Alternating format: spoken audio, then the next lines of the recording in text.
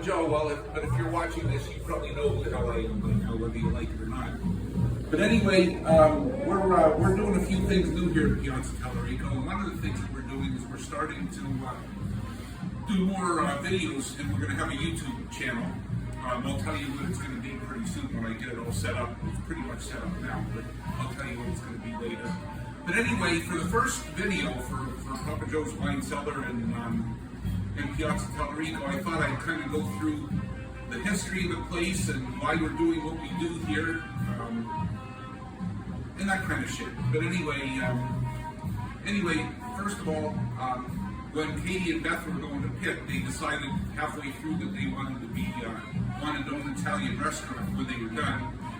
And being that their education, being that Katie majored in English literature and Italian, and Beth majored in communications, it was just natural that they'd start an Italian restaurant when they were done, right? So probably 2 years before they finished Pitt, they came to me and said, hey, we want to do an Italian restaurant. I said, well, I've been doing wine for 35 years at the time it was, I think. And I said, why don't we ramp up our wine production first? And then we'll go from there. So that's what we did. And 4 years ago, a little over 4 years ago, we opened Piazza Talarico.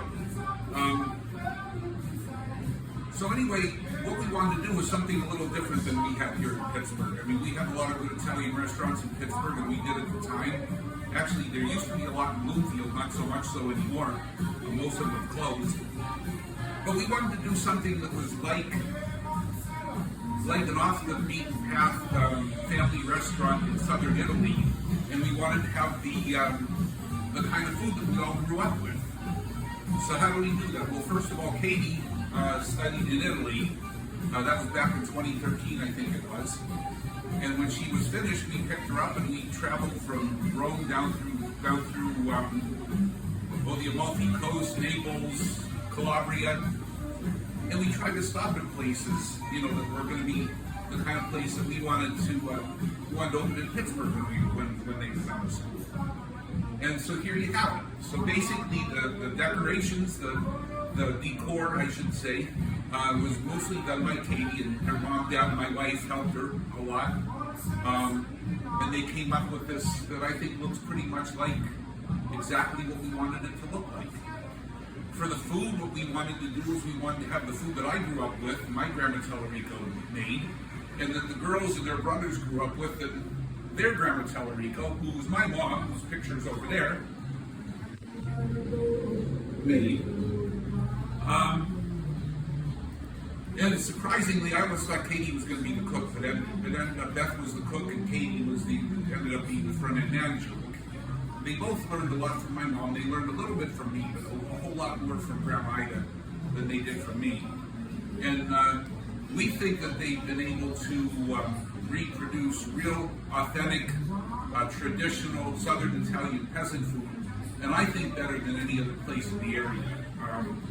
There are a lot, like I said, there are a lot of good Italian restaurants in Pittsburgh, but I don't think any of them are quite like we are. We're a little bit different. So anyway, speaking of Italian peasant food, and we think that we really have done a good job, at least I think that my daughters have done a really great job in recreating Southern Italy and the Southern Italian peasant food experience. We've been especially gratified since we've been open the last 4 years when actual real Italians come in and they say, it tastes just like home. None of them have ever said it tastes better than my mother's. But for us, I mean, being an old Italian myself, I've never tasted anything better than my mother's. So if it's almost as good, that's good enough for us. So anyway, I think we pretty much nailed it. But as far as our inspiration has gone, it actually over the years has gone beyond Southern Italy and the restaurants that we visited in Italy. Back in the earlier 2000s, we used to go to New York every year for the Big East tournament, basketball. And when we were there, we would always stop in Little Italy, at first just in Manhattan, but then we expanded out to the Bronx. So anyway, we started by going to Mulberry Street in Manhattan. As you can see the sign, Mulberry Street.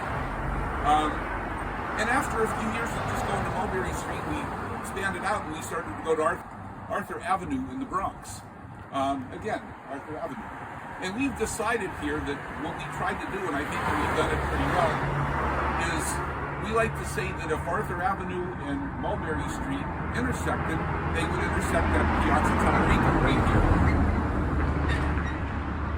So anyway, that's what we are. That's what we're trying to do.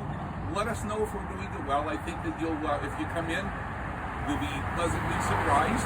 If you already come in, come back because we know you love it. Thank you.